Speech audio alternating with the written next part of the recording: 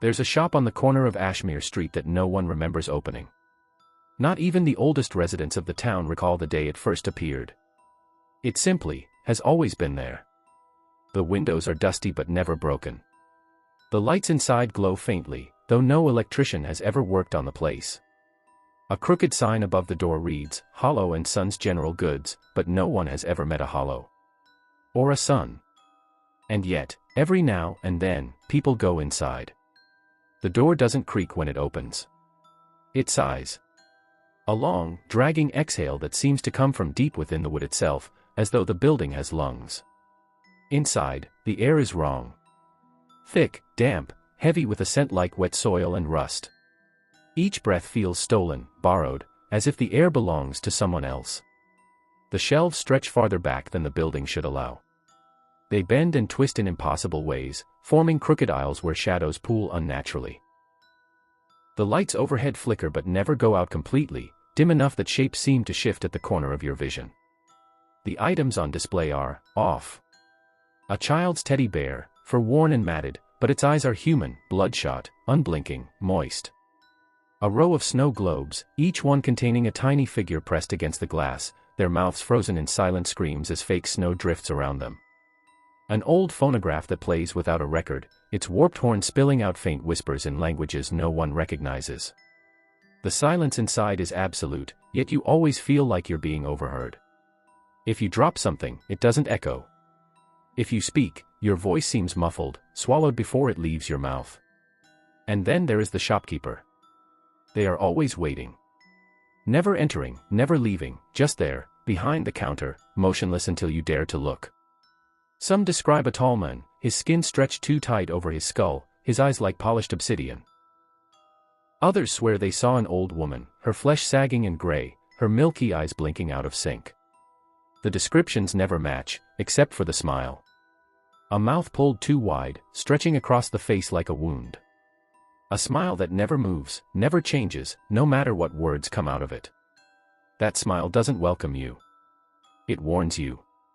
The shopkeeper never asks what you want. Somehow, they already know. The item is waiting on the counter before you can speak, a tarnished locket, a cracked porcelain mask, a small jar filled with something that still writhes faintly. When you ask the price, their smile seems to deepen. It is never money. It is something from you. A lock of your hair, still warm from your head. The sound of your laughter. You won't need it anymore. Your reflection. Give it to me, and you may keep the mirror. If you refuse, the item remains on the counter, pulsing faintly as though alive, drawing your eyes back to it again and again. The urge to take it grows unbearable. Your hands twitch. Your chest tightens. The longer you linger, the more you realize the price isn't a request, it's inevitable. And if you pay, the exchange is never clean. A man once gave up the memory of his childhood home. He walked out smiling, clutching a brass compass, until he realized he couldn't remember where he lived anymore. He wandered the town for days, confused and broken, before disappearing entirely. A young woman traded her voice for a porcelain mask. When she placed it against her face, it fused to her skin. Her screams, voiceless, desperate, still echo in the minds of those who saw her.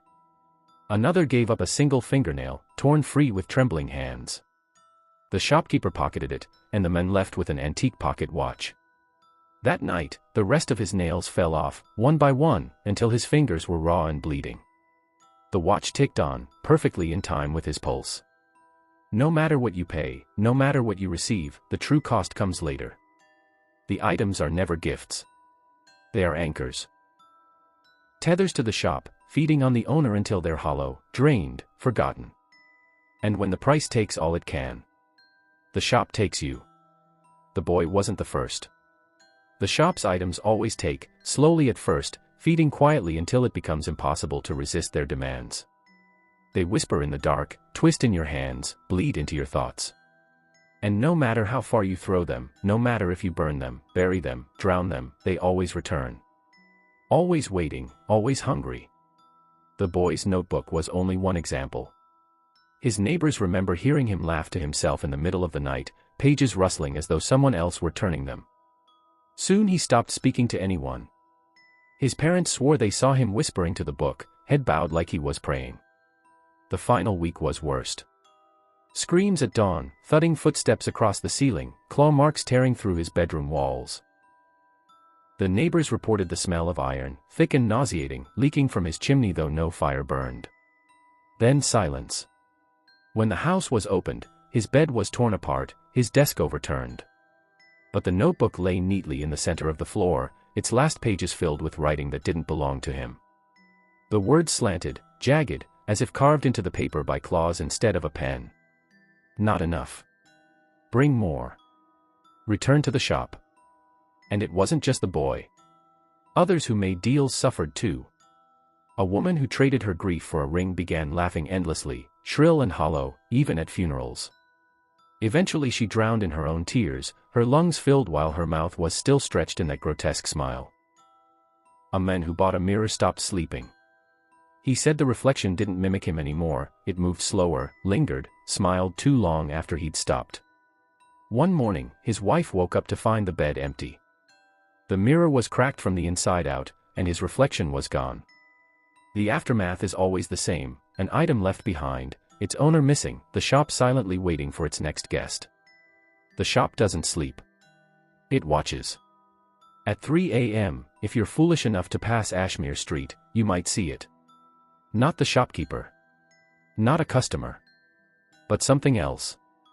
A silhouette stretching across the fogged glass, taller than the ceiling should allow, its body pressed against the windowpane as though the glass were skin.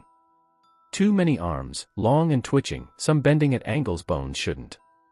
Its head always tilted, mouth pressed open wide enough that you swear you can hear the sound of your own blood rushing in your ears. If you stop to stare, you'll notice the lights inside flicker brighter, as though the thing is aware of you. Sometimes, a smear appears on the glass, like a handprint. But when you blink, it's gone. And then, the next morning, someone you know is missing. Their home isn't abandoned, it's erased. Furniture gone, clothes gone, even the smell of them stripped from the air. Their name is missing from family records, letters, even headstones. Their friends don't recall their faces. Parents forget they ever had a child. Spouses sleep alone without realizing they were once married. But the shop remembers. If you dare to go inside after someone vanishes, you'll find something waiting on the shelf, a porcelain doll with their eyes, still moist and blinking. A cracked pocket watch with their voice trapped inside, faintly sobbing with every tick. A photograph that develops itself when you stare, their face frozen mid-scream, hands clawing at the edges of the frame.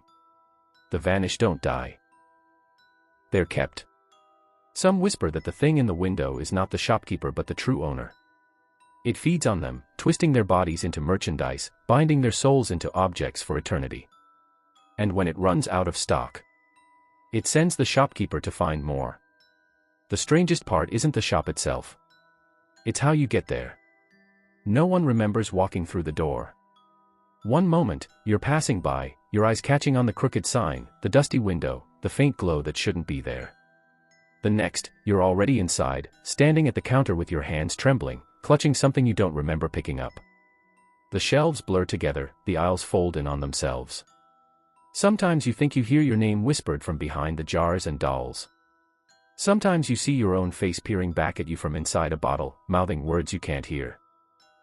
By the time you notice the shopkeeper, it's already too late.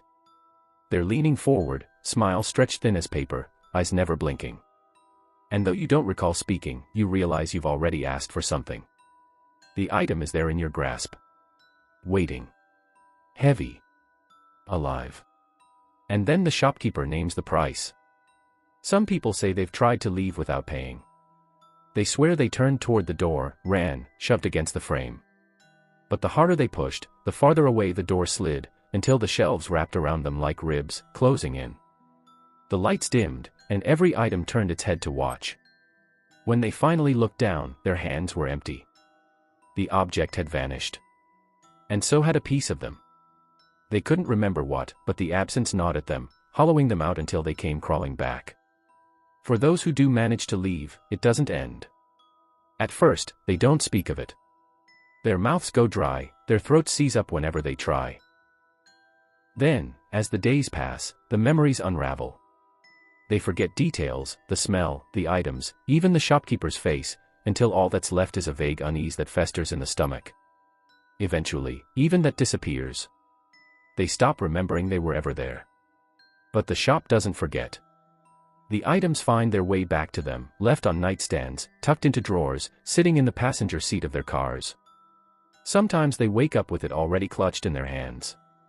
And though they don't remember where it came from, their fingers tighten around it instinctively, possessively. The bond is already sealed. And the shop has already taken its payment. If you're curious, don't be. If you're tempted to go looking for Hollow & Sons, remember this: no one finds the shop. It finds you. You may already have seen it without realizing. A flash of a crooked sign in your peripheral vision. A window that seemed too dusty to see through, but something shifted behind the glass. A faint light burning on a street where no shops should be open. That's how it begins. The door doesn't need you to open it. It opens itself. One blink too long, one stray glance, and suddenly you're standing on the threshold with your hand on the handle, though you don't remember reaching for it. The shop smells of earth, of blood, of things long buried. The shelves stretch forever, whispering with voices that sound like your own. And the shopkeeper is waiting, smile already wide, already knowing what you came for. You will step inside. You will hold something in your hands. And you will pay. Not because you want to. Not because you agreed. But because the shop demands it. And it always collects. Some say the true horror isn't the item you leave with, it's the door itself. Once you've seen it, it never leaves you. It follows, sliding between streets, slipping into alleys, waiting on corners you swear were empty yesterday. Sometimes you glimpse it in a reflection, in puddles, in mirrors, in the black of your own eyes. And when the door decides you're ready, you'll walk through it again. Even if you don't want to. Even if you don't remember. No one ever leaves Hollow & Sons empty-handed. And the price is always more than you think. Always more than you have. So if, one night, you find yourself on Ashmere Street, staring at a door that shouldn't be there, don't blink. Don't breathe. Don't move. Because if you do, you'll already be inside.